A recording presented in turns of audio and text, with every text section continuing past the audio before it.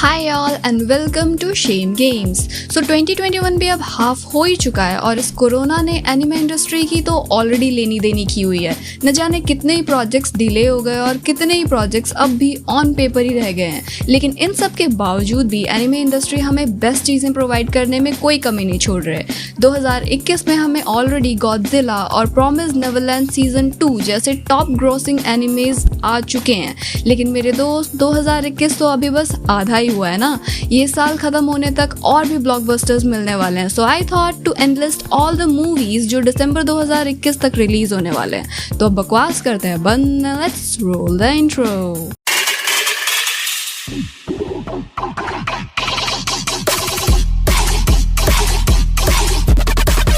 So now let's talk about some animated films जो 2021 में second half में release होने वाले हैं with a little brief descriptions about it. So first one is The Seven Deadly Sins. Seven Deadly Sins anime world का कोई नया नाम नहीं है। So जो लोग already dedicated otaku और weebs हैं वो लोग जानते हैं what Seven Deadly Sins are. Seven Deadly Sins 8 साल तक weekly magazine में publish होता आया है। उसके बाद इसके animated versions और games भी release हुए जो कि काफ़ी चले भी। सेवन डेडली सिंस का सेट एक एंशियंट एरा को दिखाता है जहाँ पर ह्यूमंस और नॉन ह्यूमंस की कहानियाँ दिखाई जाती हैं। ये जो मूवी रिलीज होने वाली है वो इस सीरीज़ की ओरिजिनल राइटर नाकाबी सुजुकी का लिखा हुआ एकदम लेटेस्ट और न्यू वर्जन है जिसका ना कोई मांगा रिलीज हुआ है और ना ही कोई एनिमे। सेवन डेडली सिंस के last TV release beyond the final chapter के आगे की कहानी है ये movie. As we see trailer में दिखाया जाता है कि 3000 साल बाद एक लड़ाई होती है जिसमें 7 सिनर्स इकट्ठे होकर लड़ते हैं एंड देन लगता है जैसे फाइनली अब दुनिया में शांति आ गई है, लेकिन अभी कहानी खत्म नहीं हुई है। सो नाउ लेट्स सी कि हम जैसे एनिमे लवर्स के लिए आगे क्या कहानी बाकी है इसमें। इस लिस्ट में दूसरा नाम आता है काकुशी गोटो का। सो काकुशी गोटो एक टीवी सीरीज आया करता था और अब रिलीज होने वाला जो मूवी वर्जन है वो एक कॉम्बिनेशन है इस टीवी सीरीज का कुछ नए सीन्स और किरदारों के साथ। काकुशी गोटो की स्टोरी एक राइटर की है, एक मांगा राइटर जिसका नाम होता है काकुशी। वो काफ़ी फेमस मांगा क्रिएटर थे, लेकिन उनके जो मांगाज हुआ करते थे वो काफ़ी हॉट या कह लो इनअप्रोप्रिएट हुआ करते थे, काइंड ऑफ एची स्टफ। सो जब काकुशी के घर एक बेटी पैदा होती है तो वो उसको हमेशा अपने काम से दूर रखने की कोशिश करते थे। वो नहीं चाहते थे कि उनकी बेटी को ये सब के बारे में पता चले। उनको लगता था कि अगर उनकी बेटी को इनके बारे में पता चलेगा तो शायद वो अपने पिता से नफरत करने लगेगी या शायद उसके पिता उसकी रिस्पेक्ट को खो देंगे। काकुशी की ये सोच उनको धीरे धीरे परेशान करने लगती है और वो ऐसे ही किसी भी सिचुएशन से किसी भी हालत में बचने के लिए चाहते हैं। वो नहीं चाहते कि वो कभी भी ऐसे किसी सिचुएशन में पड़े जहाँ उनकी बेटी को इसके बारे में पता चले। उनके लिए लाइफ का मकसद बन चुका था कि अपनी असलियत अपनी बेटी से छुपाना। वो कभी कभी फेक ड्रिल भी किया करते थे कि बाई चांस अगर उनकी बेटी को कभी इसके बारे में पता चल जाए तो वो उस सिचुएशन से कैसे बचे। मोस्टली ये मूवी हमको इन बाप बेटी के रिलेशन में और डीप ले जाएगी जहाँ एक पिता के लिए उसकी बेटी ऑब्सेशन बन चुकी होती है एंड धीरे धीरे बेटी को भी चीज़ें रियलाइज होने लगेंगी।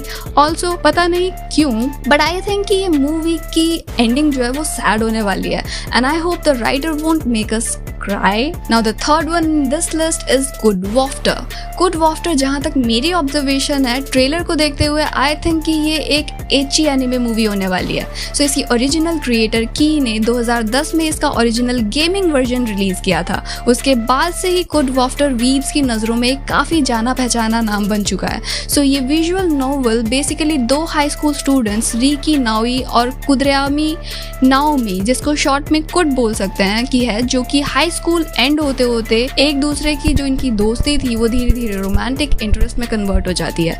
एंड ट्रेलर में जो मैंने ऑब्जर्व किया it's going to be kawaii and happy start then some fun and butterflies kind of moments and फिर आएगा रियलाइजेशन या एंडिंग। मुझे लगता है कि काफ़ी ज़्यादा इंटरेस्टिंग होने वाली है। सो अच्छी या बुरी पता नहीं बट एंडिंग इंटरेस्टिंग ही होने वाली है। So you can wait for good wafter and अगर आपको एची स्टफ पसंद है then this is going to be your stuff, right. So इस लिस्ट में 4th नंबर पर आता है फेट ग्रैंड ऑर्डर। सो ये बेसिकली 2 पार्ट का एनिमे फिल्म एडेप्टेशन है जिसका ओरिजिनल एनिमे जो कि आईजी प्रोडक्शन और सिग्नल एमडी ने मिलकर प्रोड्यूस किया है। We know grand order game जो कि जापान में कुछ ज़्यादा ही फेमस हुआ है एंड वहाँ से ही इसकी शुरुआत हुई थी और ये वाली मूवी इस गेम के 6th चैप्टर का मूवी एडेप्टेशन है। इसका पार्ट 1 लास्ट ईयर अगस्त में आना था, जो कि कोविड की वजह से डिले होकर दिसंबर में रिलीज हुआ था। एंड उसके बाद dude this was a hit. Okay, अब इसका जो सेकंड पार्ट आने वाला है, I hope that is going to be a more hit. Okay, so second part जो आएगा वो आएगा 30 जुलाई को। एंड ऑल्सो एक सीक्रेट बताऊं तो बेबीलोनिया एनिमे के जो ओरिजिनल स्टाफ है ना, वो सारे मिलकर फेट ग्रैंड ऑर्डर के प्रोजेक्ट के काम में लगे हुए हैं। So we can actually expect something more awesome in the coming days. Now the fifth one in our list is Bang Dream, जो कि 20 अगस्त को रिलीज होने वाली है। So Bang Dream is a story of a young girl जो कि हानाशिगामा high school में जाती है, लेकिन उसका मेन ड्रीम होता है सिंगिंग। वो कई सारे क्लब्स में इसके लिए ट्राई करती है, लेकिन कहीं पर भी उसको किक स्टार्ट नहीं मिल रहा था। एक रात वो स्टार गेजिंग कर रही होती है कि सडनली उसको अंदर ही अंदर हार्ट में कुछ स्पार्कलिंग सा फील होता है, जैसे कि कुछ बड़ा होने वाला हो। नेक्स्ट डे वो अपनी क्लासमेट के पॉन शॉप में पहुंचती है, जहां उसको एक गिटार मिलता है और यहाँ से ही शुरुआत होती है एक बैंड की, जिसका नाम रखा गया था ग्लिटर्स ग्रीन। आगे की कहानी एक इमोशनल रोलर कोस्टर राइड होने वाली है, एक बैंड के स्ट्रगल और सक्सेस के बारे में, ऑल्सो मेंबर्स के इमोशनल ग्रोथ और मैच्योरिटी के बारे में भी होने वाली है। So I can definitely see it as a movie जो आपके हार्ट को काफी ज्यादा वार्म फील करवाएगी एंड आपको इमोशनल रोलर कोस्टर राइड पर ले जाने वाली है। So emotionally happy and sad दोनों फील करवाने वाले हैं। Now the sixth one in our list is Kiniro Mosaic, जिसको शॉर्ट में किनो मोसैक भी बोलते हैं। तो ये कहानी है एक छोटी बच्ची शिनोबु ओमिया की, जो कि जापान के हाई स्कूल में पढ़ती है, लेकिन 5 साल पहले वो इंग्लैंड में अपने एक दोस्त अलीस के साथ होम स्टे किया करती थी। और एक दिन अचानक उसको एक लेटर मिलता है जिसमें लिखा था कि अलीस फाइनली जापान आ रही है उसके साथ रहने के लिए। But the happy thing gets clouded जब अलीस की एक फ्रेंड कैरन वहाँ आ जाती है अलीस के पीछे पीछे। एंड आई विल से कि ये एनिमे इतना ज़्यादा खास नहीं होने वाला है एंड मोस्टली इसको मैं तो कभी नहीं देखना चाहूँगी। It's kind of childish, but मतलब बच्चों के इमोशनल ग्रोथ के अराउंड ये सर्वाइव करती है। So if you like that kind of stuff तो आप देख सकते हो। मैं पर्सनली नहीं देखने वाली इसको। Now the seventh one is Misaki no Mayoiga. This is going to be a beautiful watch. वो लोग जो कहते हैं कि एनिमे इज फॉर किड्स, उनको ये स्टोरी दिखा सकते हो। ये स्टोरी सिस्टरहुड दिखाती है, वुमेन्स के स्ट्रगल को शो करती है एंड कहानी है 2 अलग अलग किरदारों की। मोएका जो कि एक 17 साल की छोटी बच्ची है जिसने अभी अभी अपने पेरेंट्स को खो दिया है, वहीं दूसरी तरफ है यूरी, एक औरत जो अपने घर से भाग आई थी क्योंकि उसका पति उसको काफी ज्यादा मारपीट किया करता था उसके साथ। ये दोनों कित्सुनाज़की स्टेशन पर उतरते हैं, लेकिन एक बड़े से सुनामी और अर्थक्वेक की वजह से इनकी डेस्टिनीज चेंज हो जाती हैं। उनकी जान तो बच जाती है, लेकिन जब ऑफिशियल्स उनसे आइडेंटिटी कार्ड्स मांगते हैं तो उनके पास कार्ड्स नहीं होते हैं। और ऐसे में एक बुजुर्ग औरत कीवा इनकी हेल्प करती है एंड वहां से निकलने के बाद तीनों सी शोर पर पास मायोइगा नाम के एक पुराने से घर में जाकर हंसी खुशी रहने लगते हैं। This is definitely going to be a good time, good novel watch. तो अगर आप सिस्टरहुड को पसंद करते हो तो you can give it a watch. This is going to be great. So इस लिस्ट में 8 नंबर पर आता है शिका नो ओ, जो कि 10 सितंबर को रिलीज होगा। So this is definitely going to be a dark story. शिका नो ओ 80s के सेटअप में होती है, जहाँ पे एक बड़ा सा किंगडम एक छोटे से लैंड पर अटैक कर देता है और वहाँ के सोल्जर्स को कैप्चर कर लिया जाता है। लेकिन इनको मारने की जगह इन सोल्जर्स को ये लोग सॉल्ट माइन में फेंक दिया जाता है, जहाँ इनकी जिंदगी बद से बदतर हो रही थी।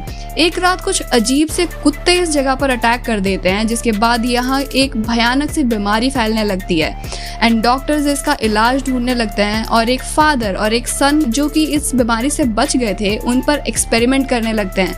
आगे क्या होता है वो तो मूवी देखने के बाद ही पता चलेगा, लेकिन basically it's a dark story about those peoples जो इन सारी क्रुएलिटी से बचने की कोशिश करते हैं, जो अपनी जिंदगी को वापस अच्छे से जीने की कोशिश कर रहे हैं। So this is going to give a hard time to us guys.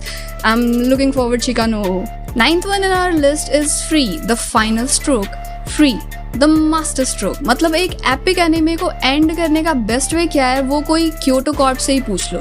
Free is the best anime जो कि जापान और यूएस में अलग ही लेवल पर फ्रेम क्रिएट कर चुका है and fans are already disappointed that this great anime has come to an end. And finally क्या ब्यूटीफुल तरीका है एनिमे को खत्म करने का, एक मेमोरेबल मूवी क्रिएट करके। इसका टीजर मैंने देखा and believe me guys it gave me chills, अलग ही एनर्जी थी टीजर में। और हाँ, नीचे डिस्क्रिप्शन बॉक्स में आपको सारे एनिमेज के टीजर के लिंक मिल जाएंगे, तो आप जाकर वहाँ डायरेक्टली टीज़र चेकआउट कर सकते हो।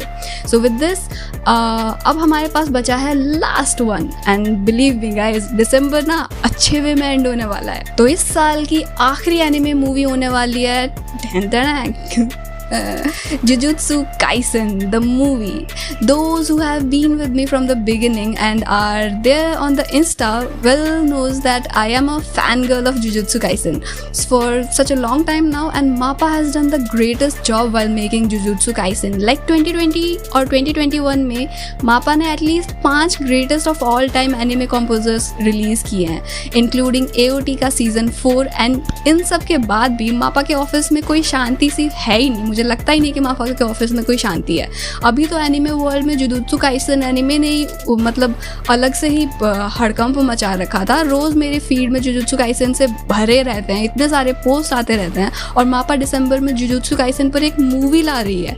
एंड जैसे कि ट्रेलर में दिखाई जा रहा है कि ये मूवी यूटा पर बेस्ड होगी, यानी यूटा वो कैरेक्टर जो इस एनिमे सीजन में तो हमें दिखाई भी नहीं दिया, वो ओवरसीज रह गया था, लेकिन उसका हाइप इतना ज़्यादा क्रिएट किया गया है कि उस पर एक फुल फ्लेज्ड मूवी रेडी हो रही है। And yes, I am too damn excited for this. You can hear it from my voice as well. And this is how we are going to end 2021 guys. 2021 is going to end great at least. मतलब शुरुआत अच्छी नहीं हुई तो क्या हो गया, and तो अच्छी होने वाली है. So with this हमारे 10 to be release anime 2021 की लिस्ट यहीं पर होती है एंड अगर आप ऐसे और कंटेंट इस चैनल पर चाहते हो तो drop a little heart emoji in the comment box down below. And अगर आप चैनल पर न्यू हो तो do subscribe guys, it helps a lot. Video अच्छी लगती हो तो don't forget to like and share with your friends. और अब हम मिलेंगे इन माय नेक्स्ट वीडियो. तब तक के लिए बाय.